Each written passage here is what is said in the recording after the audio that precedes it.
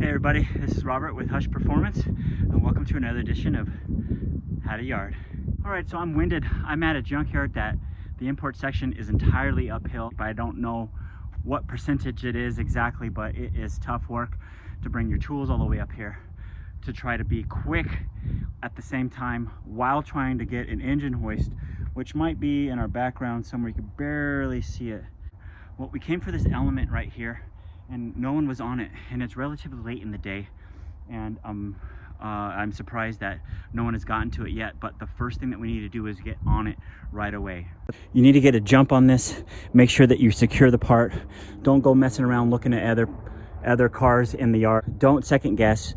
If the transmission's here, grab it, because this is what you're after. Then go look for secondary stuff along the way. As I mentioned, I didn't waste any time.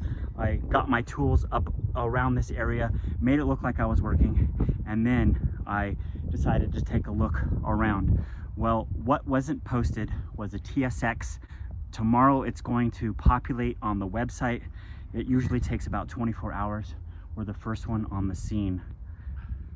Knowing our sales demographic, we knew that the all-wheel drive was going to sell immediately. This one might take a while, or we won't net as much profit off of the TSX than we would the all-wheel drive. The all-wheel drive looks impeccable. This one is an automatic, which means we'd be banking on the engine alone. It looks like it might have been crashed, which then means the engine could be good. When you're in this situation, you're going to have to make the assessment on your own. This could have a spun rod bearing.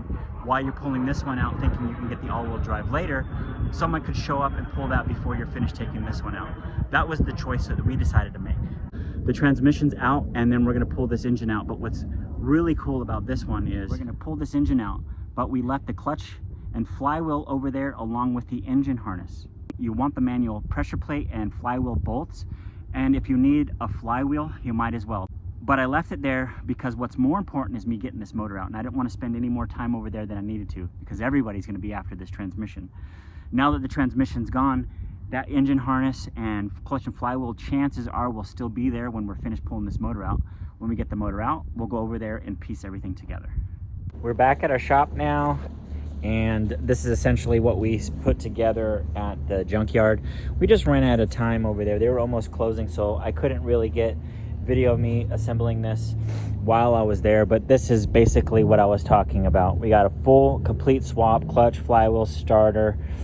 If there was an RSX or a CRV, we would have grabbed the alternator off of that and slapped it on there. If we had more time, we could have grabbed the CRV post mount, because that's the one that we're going to need for most of our swaps. But all things considering, we made out. We got a complete combination here. This right here is something that somebody would buy just like this. Guys, thank you very much for watching. Make sure to check out our other videos right here. Make sure to subscribe.